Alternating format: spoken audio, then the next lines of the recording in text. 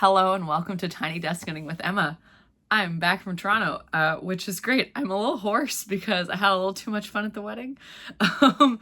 And I have been talking all day and singing all day because it's Sunday night, which is why it's not light out. Like usually I record this and there's natural light because I have these nice windows. But right now it's like 8 o'clock on a Sunday night. And I just got home like an hour ago and I had to make dinner. So yeah, but I am back and I had just had a cutback week from marathon training actually, so I have a lot more energy than I did at this time 2 weeks ago.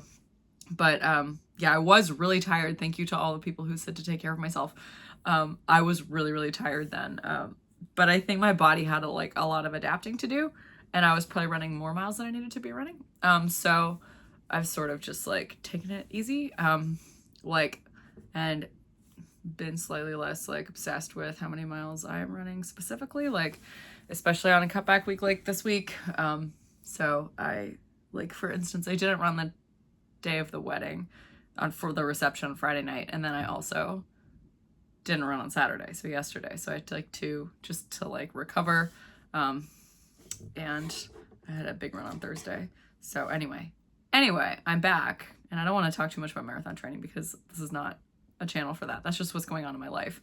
But yeah, I had a really good trip. I was very like, the beginning of the school year is like super crazy. As anyone knows who works in a school of any kind probably, or has children who go to a school of any kind, or who remembers what their own experience was like. So it was just kind of wild. Getting ready for the school year, we had a lot of prep, and then the first week happened and the students are really exhausted and freaking out, and I'm exhausted. So it's a lot of exhaustion. So it's actually like, despite me having to leave my coworkers slightly high and dry, which I felt a little bit bad about, actually it was a really nice time to take some time to decompress. So I'm really glad that I did that. And I was able to do that, and that I have a job that allowed me to do that, and that I have coworkers who made it happen. But we're, good about that, I think, for each other, kind of filling in the gaps when we need to. So I was really glad to have some support at work to do that. Anyway, so I didn't go do too much when I was in Toronto, which was good. I got to go running a lot, which was nice. Got to see the city of my favorite places. I ate a ton of dumplings, which is my favorite food, but I used to live in Chinatown when I lived in Toronto. And there are a lot of places to eat dumplings in Chinatown in Toronto, and I went to all of them. Actually, by Friday, I was hanging out with a church musician friend, and I ended up not eating dumplings because I was a little burnt out from them. Okay, I'm gonna sneeze. Hang on a second.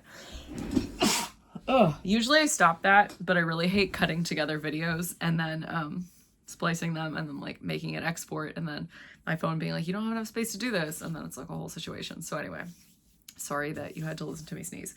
The plants are changing, and I don't know, I might have a low-grade cold, but I feel pretty good, so that's good. I drink a lot of water, as usual.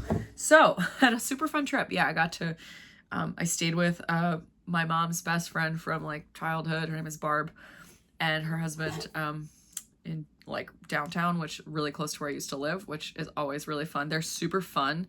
Barb's husband Peter is also a runner, and I got to go for a run with his running group, which is famous in my world.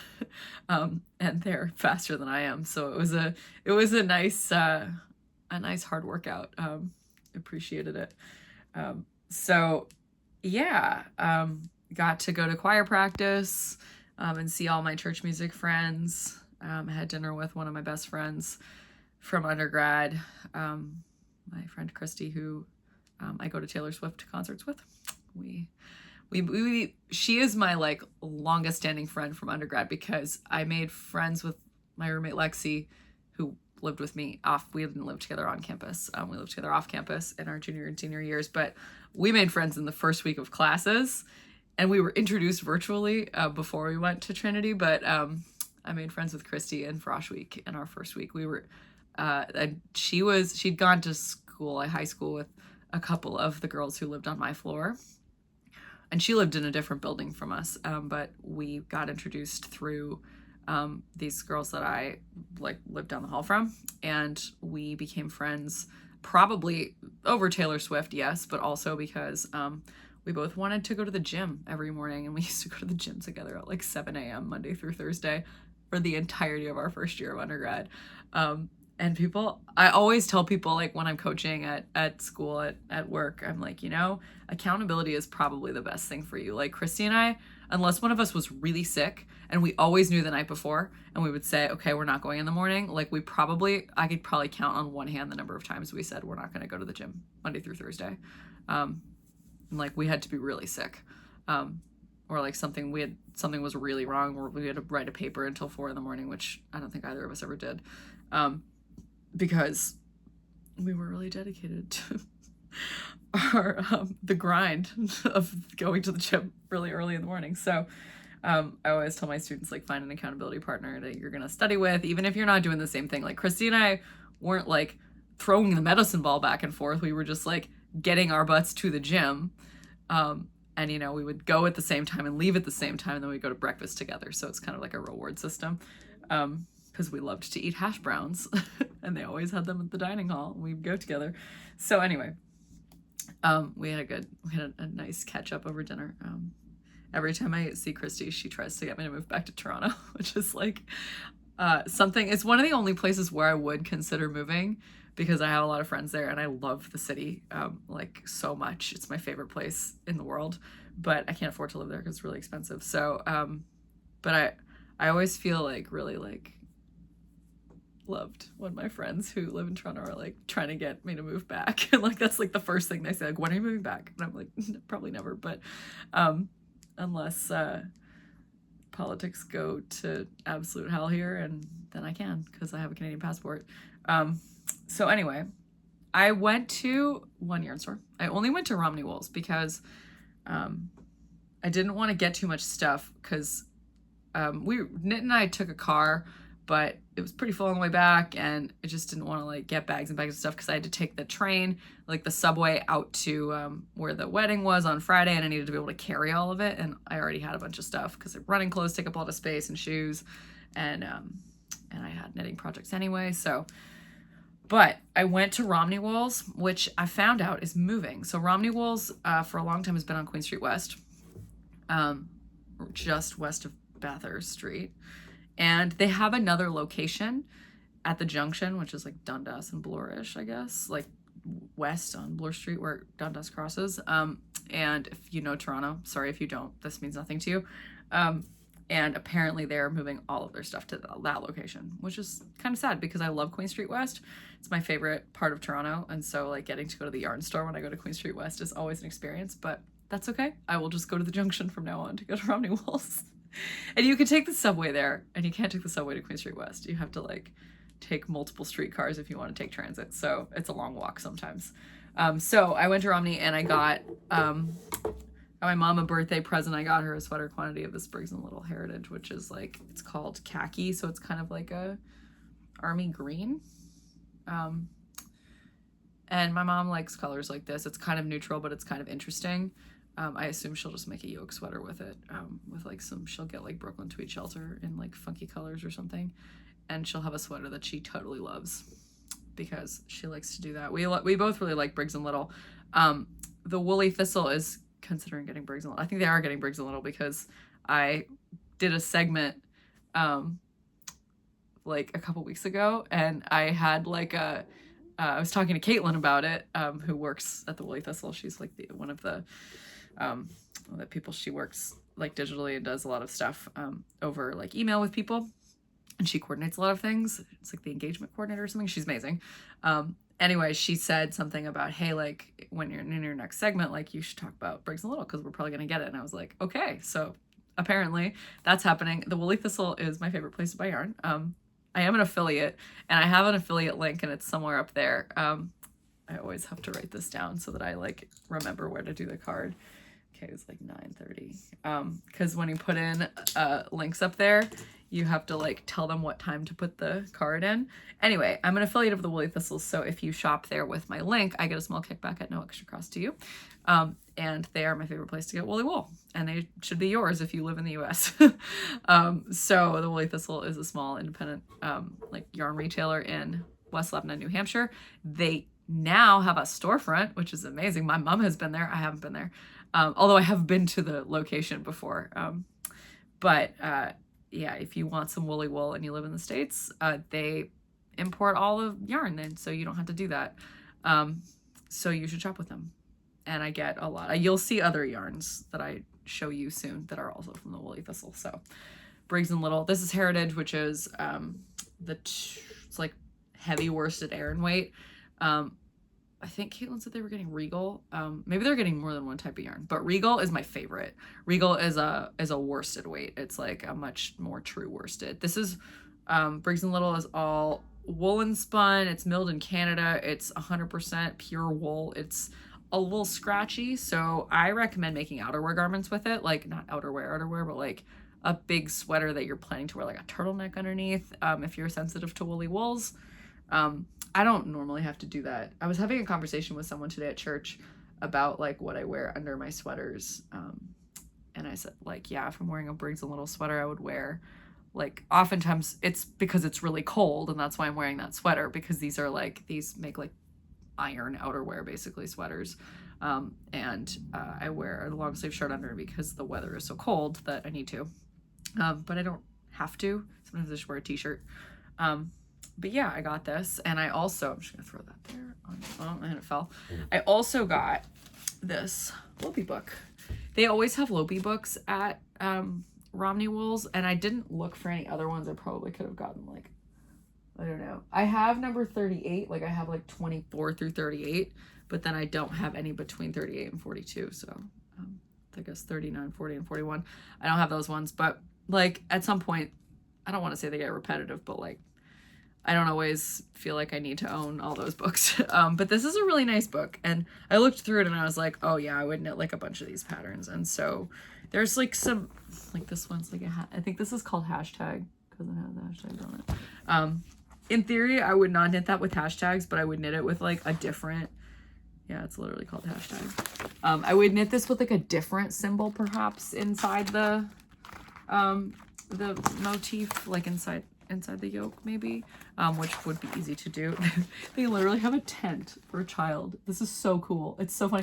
It's like how they have a horse sweater in one of their other books. They have some children's sweaters. They have like hats and mittens and you know, a sweater like that.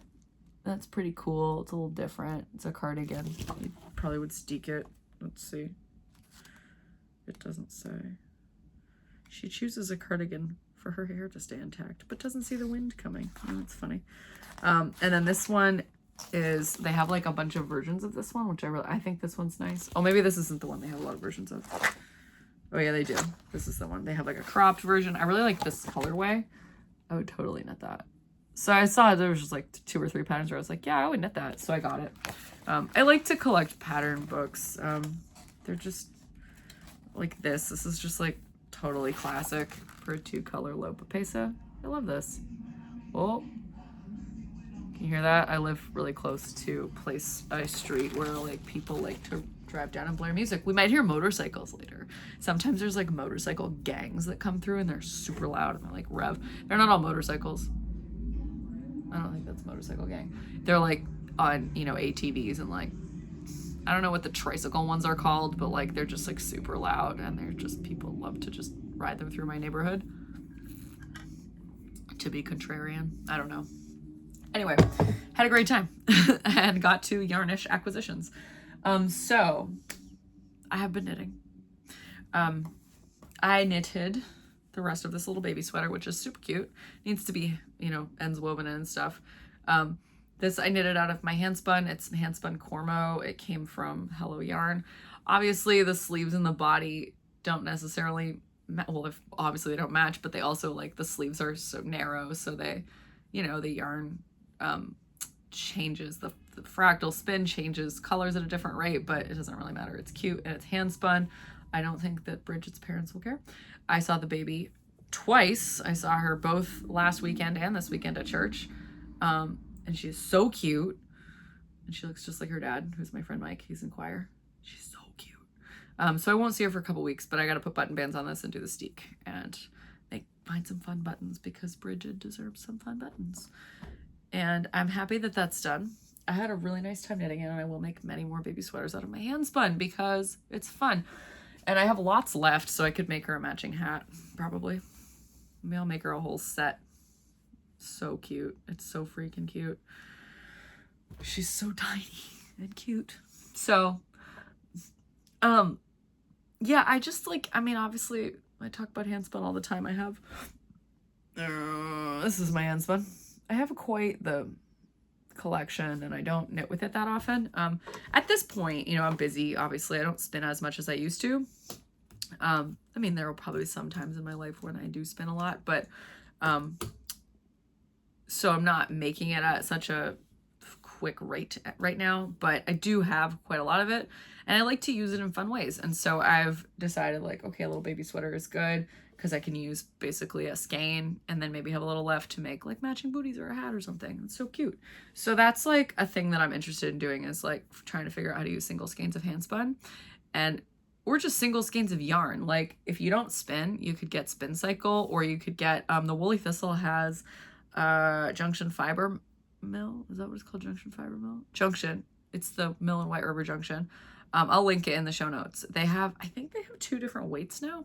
I'm not sure if they're wholesaling the sport weight, but I think they are, because I feel like I should keep up with this. I'll write a note about it in the show notes if I'm wrong, but I think they have a DK and like a sportish weight now. And Peg and Amanda run that mill. They're great. And you can shop at the Woolly Thistle and get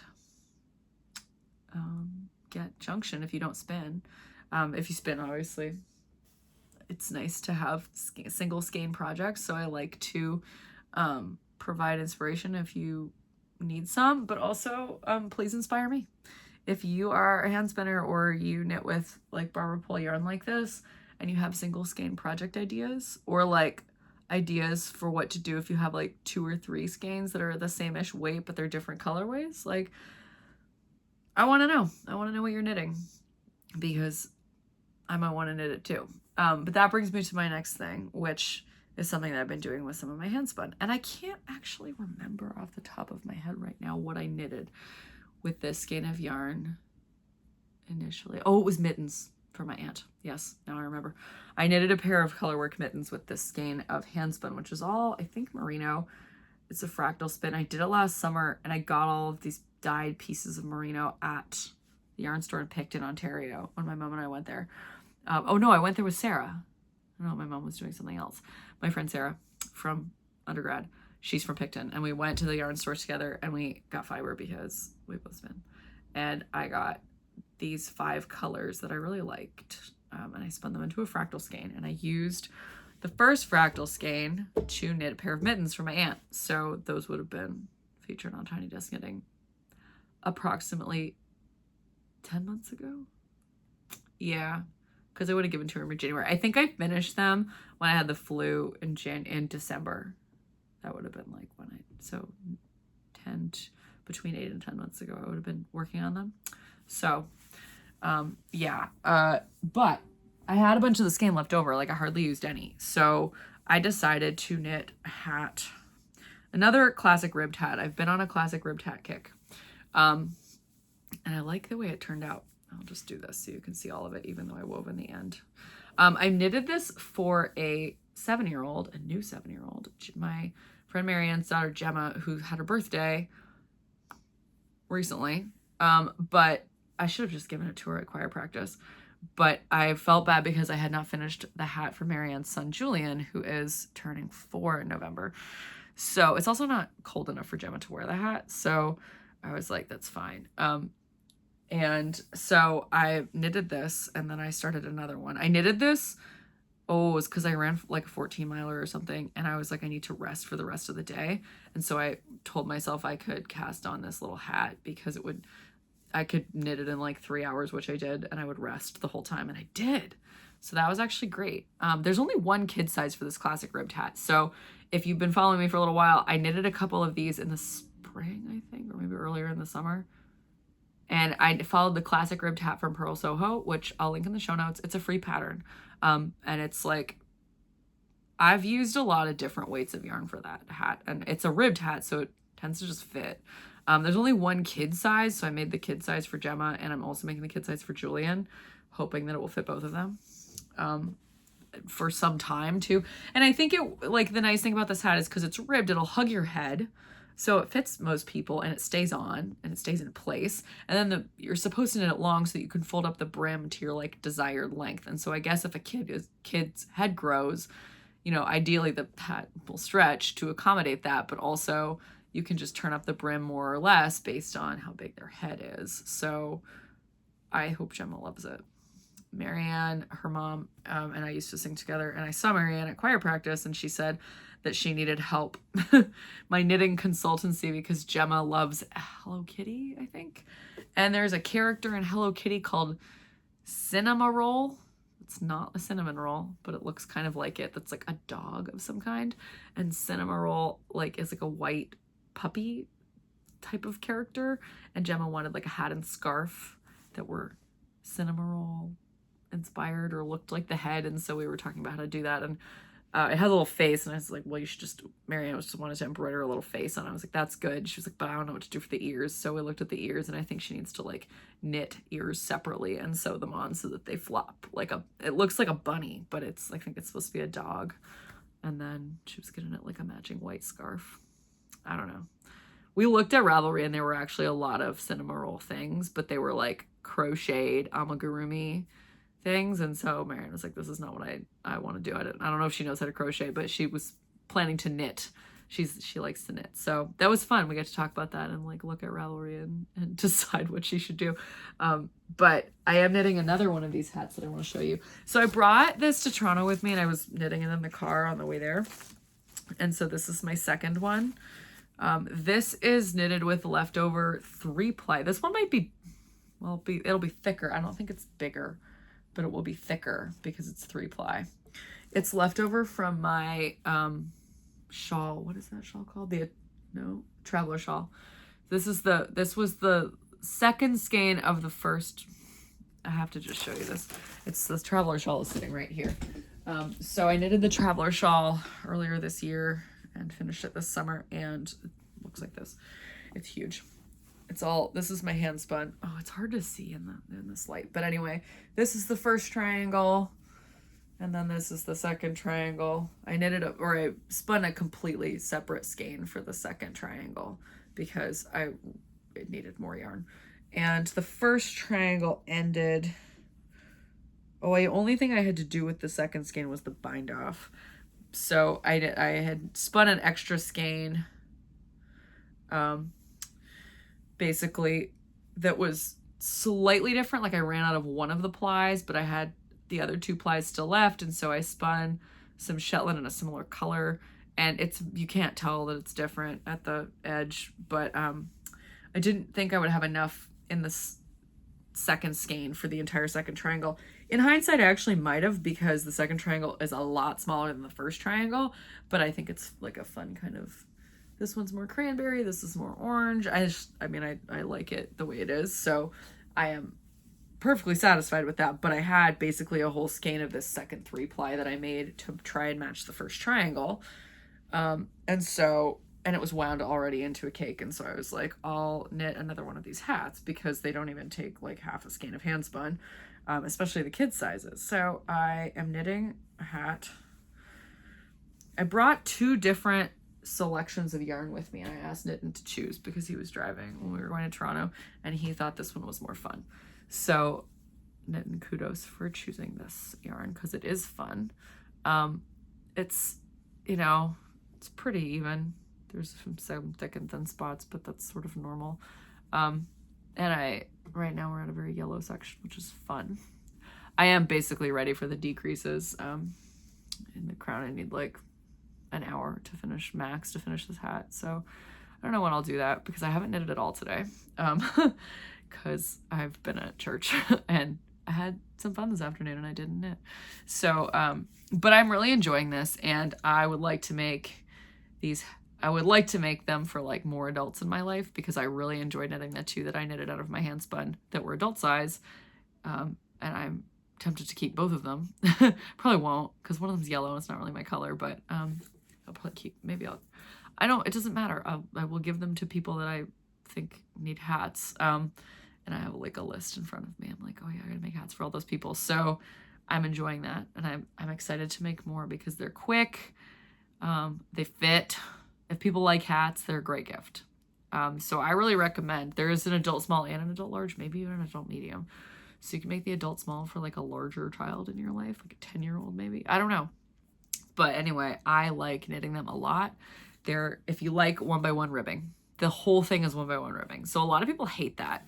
I prefer 1x1 ribbing to purling, like straight across, and most people disagree with me, but I prefer the 1x1. It's something about, oh, there's the motorcycles. I told you they'd be coming by. They're loud. I have one window that's open because it's like the most beautiful weather today and it's not too hot. So this evening I think it will get down into the 50s, which is like into the 10 to 15 range in Celsius. And it's really nice to sleep. I can sleep under the duvet if I keep the window open and the fan on. So, because I sleep on the 3rd floor of this house, and it's, it's hot up here. So anyway, I'm enjoying this a lot. If you like 1x1 ribbing, or you just want a ribbed hat, and you want to practice 1x1 ribbing, this is a great project. So I recommend it, and it's a free pattern. So that's fun. Yeah. So I'll probably make more of these and continue to do this and enjoy it. And yeah, when I went to Toronto, I brought the Fair Isle sweater, and I shouldn't have because I didn't work on it and it took up a lot of space. But no, I'm not gonna show you that yet. What I did do while I was in the car was knit the body of this sweater. This is a brown sheep lamb's pride sweater. Oh, that's not the right bag. There's a lot of these bags and they're all the same color. It is just a plain like Lopi sweater, the Radari sweater. Not plain, it's a colorwork yoke, Icelandic yoke, but I'm knitting it in Lamb's Pride worsted. This is a factory seconds that I got at Rhinebeck. So it's quite over twisted, overspun, but I don't think it matters. I'm not having any trouble knitting with it. My gauge is like slightly more uneven than it would be. I guess I should say slightly less even than it would be if I were knitting with, normal brown sheep Lamb's Pride, but I don't see a problem with it. The dye lots are the same. It's fine. So I've now finished the body and I'm ready for the yoke because I already knitted the sleeves. So that's fun. I am looking forward to knitting a colorwork yoke because it's one of my favorite things about the bottom-up Lopi sweaters, which I don't do very often. But it's that the fun part is at the end. So you are like really motivated to finish knitting it because you're like, I just got to the fun part. Like with a top-down sweater, I resisted the top-down sweater for a long time. I don't know why. I thought increases would be more difficult than decreases, I guess, but I knew how to increase, so I don't know. I was just being stupid. This was many years ago when I was in grad school, before Tiny Desk Knitting came into my life and your life. Yeah, I knitted bottom-up sweaters exclusively for like almost a year, and then I started knitting top-down, and I was like, oh, this is better because I could try it on. But the bottom-up sweater still has a place in my heart because with the top-down sweater, you finish the fun part, and then you're like, oh, this is boring, which is good sometimes because then you have some vanilla knitting. But the bottom-up sweater has vanilla knitting that you can bring around with you to pub night and, choir practice when you have some downtime or whatever, if you're me. You can bring it around places when you're visiting with people more easily because it's in 3 small pieces and then smaller pieces, and then you do the end ideally sitting at home in one place with all of your yarn around you. The Radari I'm definitely going to need to do stationary because there are some 3-color rows. But you don't, I've knitted enough of these sweaters to know that I know I won't have to catch any floats in the 3-color rows, especially with this wool. It's wool and mohair, and it's quite sticky, felts easily, so it won't felt when I wash it, but like with like one wear, all those floats will just felt right into the inner fabric. Like it sticks together and nicely, I guess, to itself. It doesn't, you know, it doesn't have like a Velcro effect, but the, you know, with wear, those floats will really felt down, and they won't be able to be caught. So I don't have a problem with 3-color rows in that case. I only have a problem with 3-color rows when you have to catch all the floats. They're a little more complicated, just because you have to juggle 3. There's 3 balls of yarn that you have to try and keep them in the same place so that the color dominance doesn't get all messed up. But and if you do 2-handed color work, it can be more complicated, I think. I just do 1-handed color work and I just drop the color I'm not using. So yeah. Okay, so yeah, I did the sleeves with a little bit of color work, but I was a little worried that I would run out of my contrast colors. Well, not the red, but the sand color. So, which I think is called oatmeal. It's driftwood is the main color, blue blood red is the red, and then, oh, did I say oatmeal? That's the lighter brown. So I was a little afraid of running out of this color, so I didn't do the bottom hem with the color work, even though it would have it in the pattern. But a lot of sweaters, color work sweaters, just have the color work accents on the sleeves and not on the hem. So I did that. I thought, what the heck? I don't think my grandpa will mind. And I love just like vanilla knitting with worsted weight and like a size 6 needle. It goes quickly. You have a sweater quickly. You know, I knit because I like to knit, but all of us are somewhat product oriented, I think. And so it's nice to have a product faster when you're working on something else that's taking a long time, or you've just finished something that took a long time. To have kind of a quick finish is sometimes nice. So if you often knit fingering weight stuff, I would, you know, mix it up a little, see what happens if you knit a worsted weight sweater, see if it, you know, is nice and it makes you happy. I'm sitting way out of frame. I'm still in the frame, I know, but I'm trying to sit in front of that glaring light. Just so if you're confused about why I'm way to the side of the frame, it's not just because I want you to see all my Shetland wool. It's because I want to block this light, but I need the light so that there's enough light in the video because moral of the story, I probably should not be recording in the darkness if possible. But I wanted to do that. I wanted to record today because, yeah, I have to hang out with my friend Zoe tomorrow night because she's coming to town. So one of my friends, she knits. Oh, I should have interviewed her. I don't think she's ever been on Tiny Desk Knitting. Zoe is one of my friends from Penn. I did not wear this shirt for that reason. I was just at the top of the drawer. This is actually my mom's shirt, and I stole it when I was home recently, and I just, like, I washed it because I was wearing it when I was at home, and I accidentally packed it. So, sorry, Mom. I will give this back to you if you want it. But she has lots of shirts, and I don't think she wants this one, and I'm the one who went to the school, so she doesn't really need it. She has other shirts that say Penn. So do I, but I don't. Maybe I don't. No, I have a like old ratty one. I think it's in my office though. I think I used to wear it to the gym at work because it's like not very nice. This one's nicer. But anyway, I feel more connected to University of Toronto because I went to undergrad there and I enjoyed it more. And I was there for longer. I was only in Philadelphia for 2.5 years because of COVID.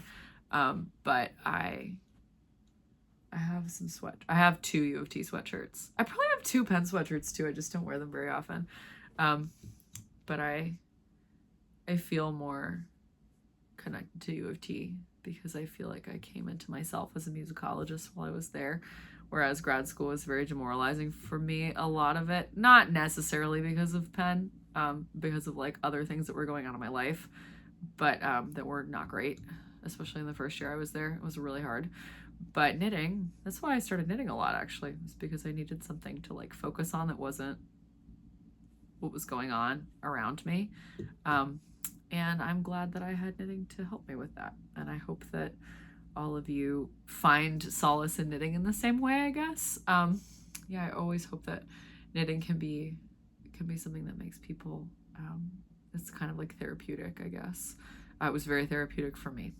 And that's how I met Monica. Well, Monica and I didn't meet through knitting, but she's my organist friend, Monica. We do church music together here. She's also a knitter. I talk about her all the time. She has been on this channel before. If you go back to like a year and a half ago, we did a whole episode together. But we're both very busy, and when we hang out, we don't really want to like put makeup on and record.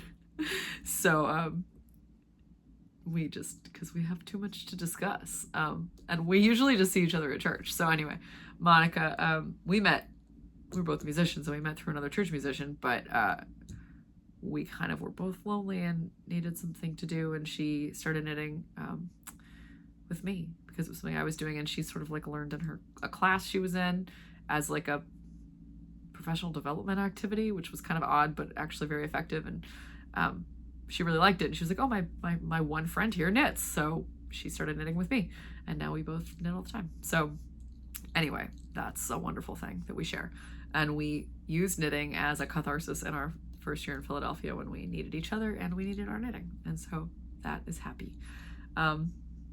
And I still knit, and it still brings me a lot of joy, and it's still a way for me to bring people together in different ways, which is like the reason for me for living, is like bringing community together and having a good time with people and making sure that people are well adjusted and happy. And anyway, I feel like that's my calling. So I hope that knitting helps you be more well adjusted, because it makes me be more well adjusted, and that's why I do this.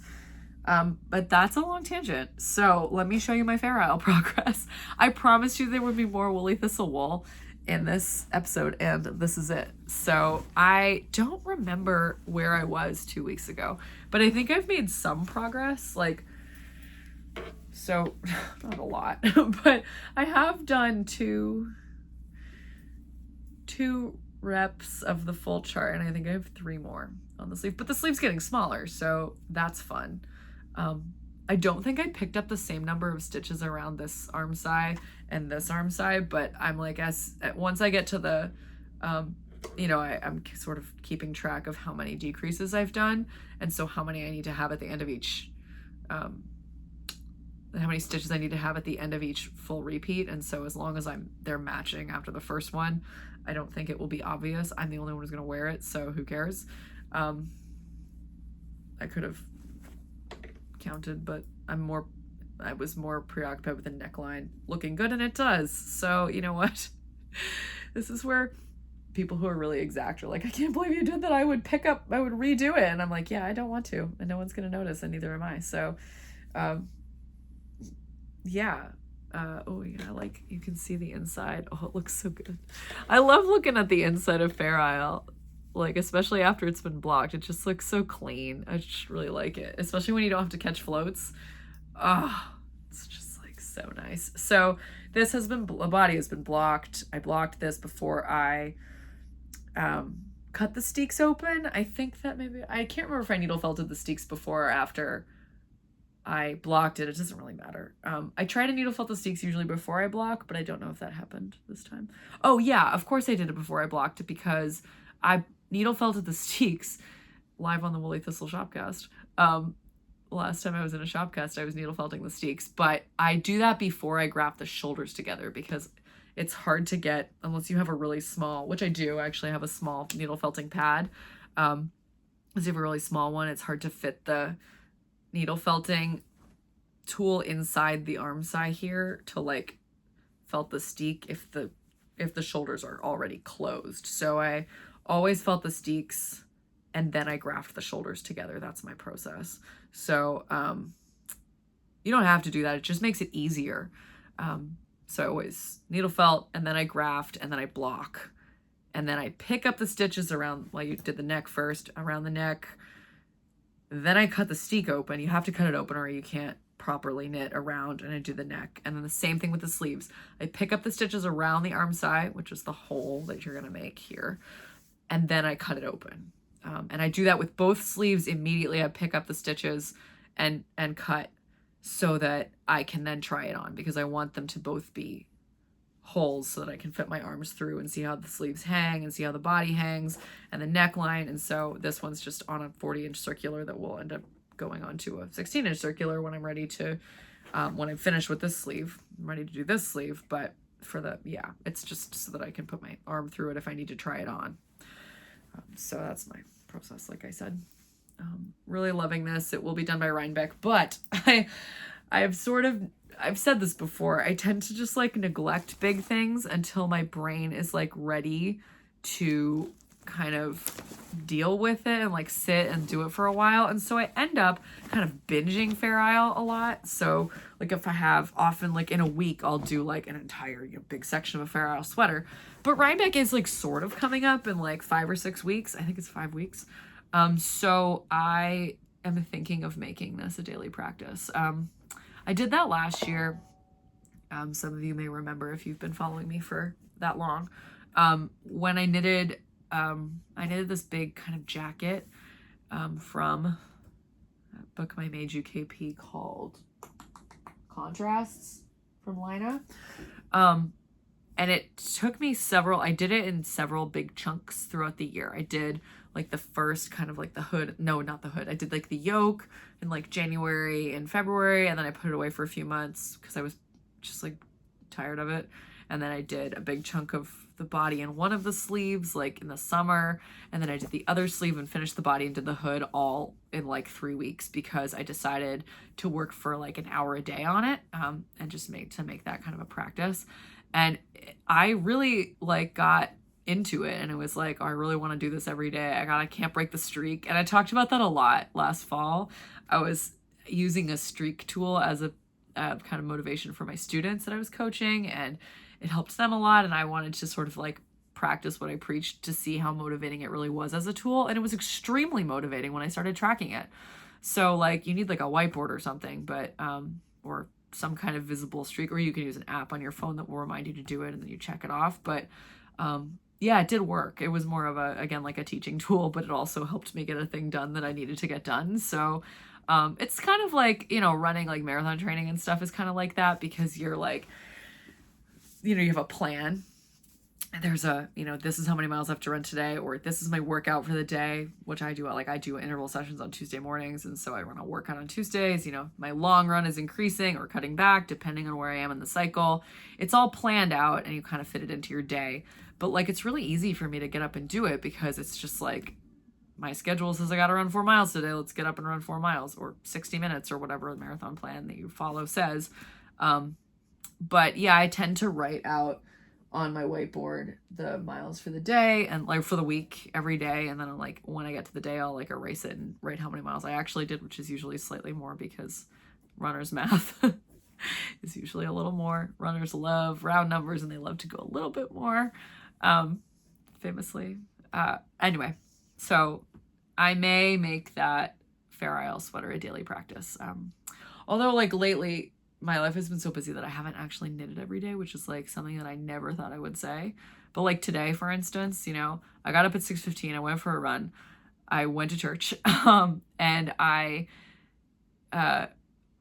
someone from my choir, she lives in Bethesda, and she had texted me to like before church to ask if I wanted to go to this like Bethesda Row like arts festival after church. And I was like, that sounds really nice. And we haven't had a chance to like hang out for a while. So I wanted to go, and another person from our choir came with us, and they're like the 2 choir moms, Chris and Simona, and I love them so much. And so we all got to hang out and have lunch and go to this festival and have ice cream and talk.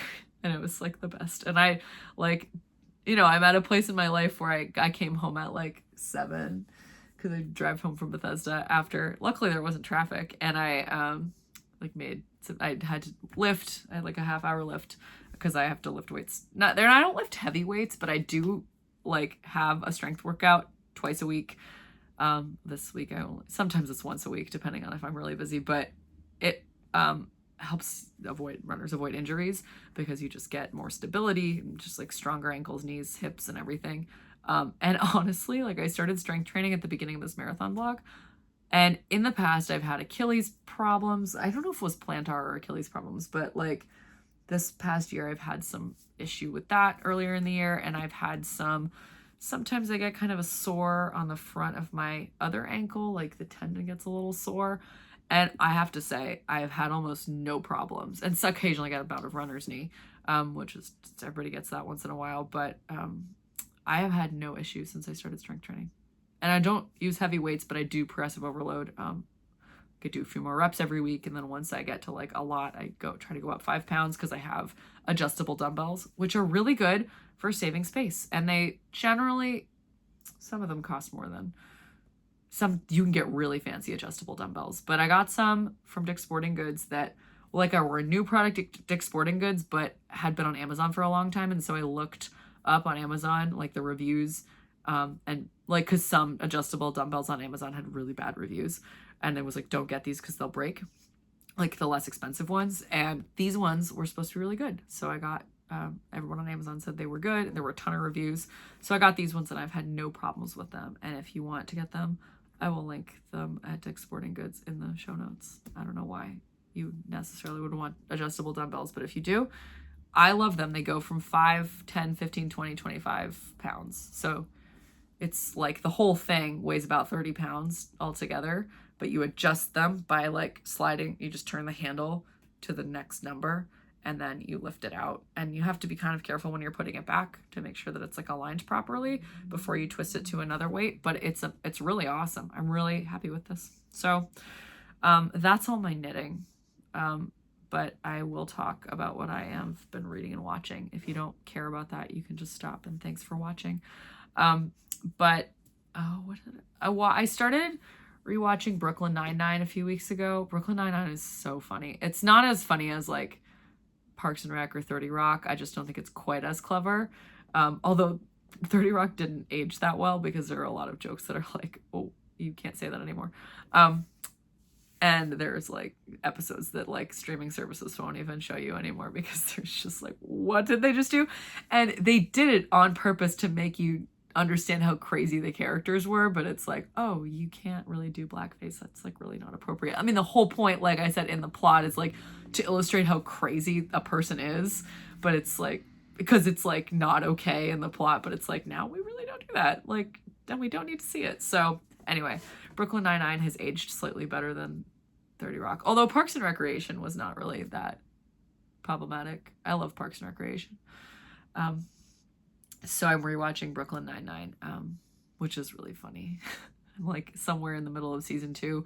And it's like one of those things where if I'm like weightlifting or just kind of like knitting on the couch in the evening and I'm really tired, I don't have to pay attention that much because I've already seen it and I know the characters, and I'm just kind of like watching it to decompress. It's a good decompressing show. I could even just like walk into the kitchen and finish cooking something and skip 5 minutes and it doesn't matter. But yeah, well, I always listen to a lot of running podcasts, which I talk about all the time. But the other day when I was in Toronto, so I was talking to my friend Kelly, who lives in Philadelphia. Kelly is one of my closest friends in Philly. She and I used to stand next to each other in choir for years. And yeah, we're both a little nuts. We've always, I love Kelly. She's really hospitable. I often stay with her when I go to Philadelphia because she has a guest bedroom, and she's a great cook, and she's also she's in academia. She's finishing up a PhD in something with genetics. She does her PhD is connected to the med school anyway, but we know each other from church, and she was texting me about something in her life that was like causing her to overthink a lot of things, and she just needed to like talk about it. And so she said at one point in our conversation, she's like, I needed a distraction. And I can't remember if someone recommended that she read this book or that she found it for some reason, but she's like, I started this book and you need to read it. And I was like, okay, Kelly, like, what is this book about? I need some more information. And she was like, so it's really niche about like Anglican church music stuff, sort of, and it's about teenagers, and it's like kind of cringy, but like I think you'll like it. And I'm ripping through it, and it's the craziest book I've ever read. And like they need a church music consultant because there's a few weird things, but like on the whole, it's pretty good. It does a pretty good job at capturing these like really specific personalities that we both know in the Anglican Church, and like you should need to read it. And she said it's called The World Cannot Give. And I said, wow, that is a scorchingly specific Anglican title. I will definitely be checking this out. And they had an audiobook version from Enoch Pratt, which is the Baltimore Public Library. And I can check it out anywhere I am. So I was in Canada and I checked out this book from the library and I started listening to it, and I started it on Thursday, so I guess 4 days to get all the way through it. Although I didn't listen to very much yesterday because I was driving with Nitin and his sister back from Canada. But it was a lot. And it was about teenagers, but I wouldn't call it a young adult novel. It was had some pretty mature themes. There was a lot about like church music being sort of transformative, which I found very, I saw a lot in that, but it was kind of interesting as like someone who grew up in the church. She's not the narrator because it's third person omniscient narration. Not omniscient, right? It's third person, but about, it's like Harry Potter. Like it's about the one, what's going on in one person's head. It's not omniscient. It's following one person. But anyway, her name is Laura, and she does not grow up in the church, and she's like totally like church music like changes her life, and it's like the thing that makes her feel like alive or whatever. And I'm like, okay, I get that. I grew up with it, and so like someone fetishizing it in this way is kind of interesting to me.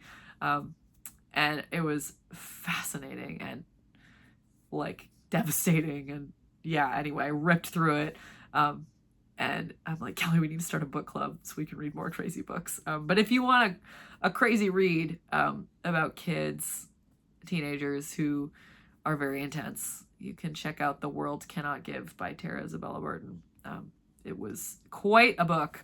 And I just like thought, I really want to I love to be able to get in the car and be really excited to listen to something like a podcast or an audiobook. So, we're getting back to church season.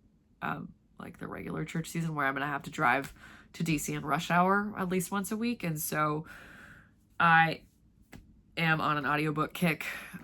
There will probably be days where I just listen to podcasts, but again, to get in the car and be like so excited to listen to an audiobook, I love that. That is very helpful for me in terms of, not hating myself and yelling at other cars and being like, not hating myself, hating the traffic and yelling at cars and getting really upset that I have to do this drive, which again, my anger dissolves and dissipates very quickly when I get to church because we start singing and I don't even think about it. But, yeah, I do really hate DC traffic. It is horrible. So, having a reason to just not like scream all the time and like being like, okay, I'm going to do this hour and a half drive right now, and I'm going to enjoy it because I'm listening to a book that I love, or that it's compelling or whatever. I've decided that that's important. So I then, like literally as soon as I finished listening to this book today, I checked out from the library the Da Vinci Code, and I'm like, this will keep me occupied. It's like a 16-hour audiobook. It's not super, super long, but I am already like an hour in, and I'm like, oh yeah, this is great. Very compelling. So, if you have any books that you love, even if you think they're kind of trashy, if they're compelling, if it's a page turner, I don't really care. Like, I just like a story that I want to keep listening to. I need to know what happens. Like, unless it's, I'll try not to tell you that I didn't like it. But if you have suggestions, especially if the narrator is really good and you like audiobooks, that's not a prerequisite. I will try and find it as an audiobook, but you could have read it as a normal book. Please let me know. My mom has an Audible subscription that I do have access to. And sometimes I find really good books there. But that are like real page turners, but I have the library and it's free. So, new books are hard to get because you have to like place a hold, but like books that are not brand new, it's really easy to get them from the library because they're just available. So I am listening to the Da Vinci Code now, which might make me a kind of a dirtbag, but that's fine. But yeah, it is September, so in theory I should open another one of these socks things. And I haven't been knitting on these August socks, but I feel like I should open the September one. because maybe I'll want to knit something else.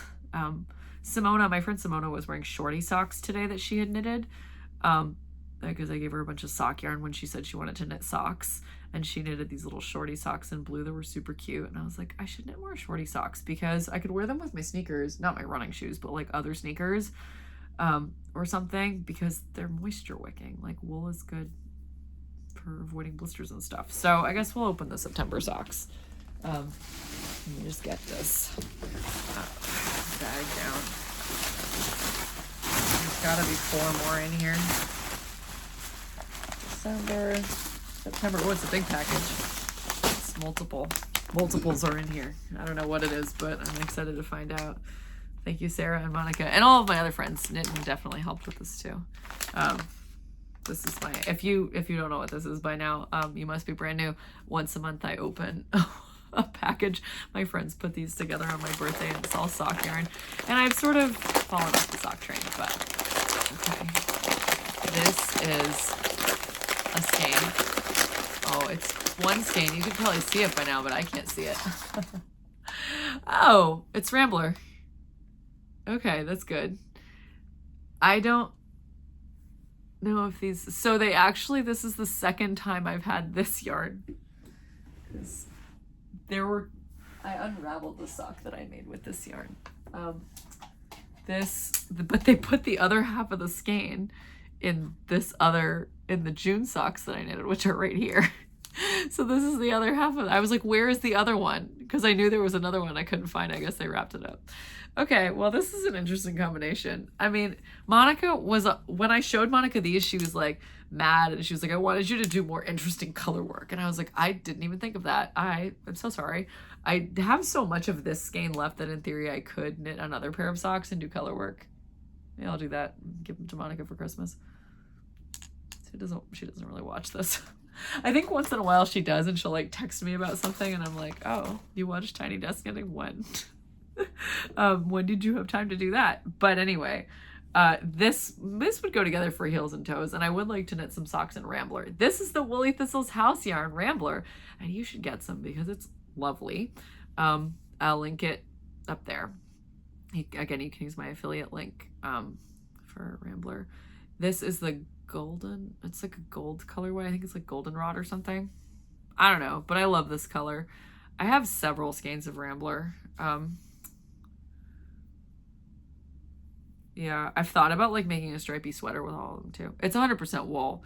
It's like mostly Dorset, I think. I should know what's in Rambler. But I will put the content of Rambler down in the show notes so that you can know what it is. It's like 80% Dorset, 10% like Corriedale or something, and 10% something else. There's no nylon. It's 100% wool, and I think it's 3-ply. It's quite round, which makes me think it's 3-ply. And I think I just should know that because I love Rambler, and I have knitted multiple pairs of socks in it. My Emma Woodhouse socks I designed for Rambler. So you can check those out. I should put the Emma Woodhouse socks on Ravelry. They're just available at the Woolly Thistle, but I think I can put them on Ravelry. So maybe I'll do that, and maybe you'll see those up there. Because the pattern is just like, I'd have the PDF. It's just like on my laptop, and it's my pattern. I can put it on Ravelry. So, yeah. Anyway, yeah, the Woolly Thistle was selling it exclusively for a while at the beginning of Rambler, but that was like 2 years ago. So I should just put it on Ravelry, right? So yeah, maybe I'll do that. But anyway, this has been long enough. I am feeling refreshed in terms of going back to work tomorrow and having a non-cutback week for marathon training. But you know, it's gonna be fine. I'm less exhausted today. I feel like my voice was a little bit in and out. Somebody said that in the last episode. I'm so sorry. I was really tired. I don't have any other excuse for that. But it's like a little hoarse today, so I'm sorry if it was a little in and out. Again, hoarseness. I realized that like halfway through, and I tried to adjust, but I'm not sure it did. So anyway, thanks so much for watching, and I'll probably see you next week. Hopefully, if I get enough knitting done and I have some time. I would like to record next week. So thank you for watching. This is my Tiny Desk Knitting with Emma. Bye!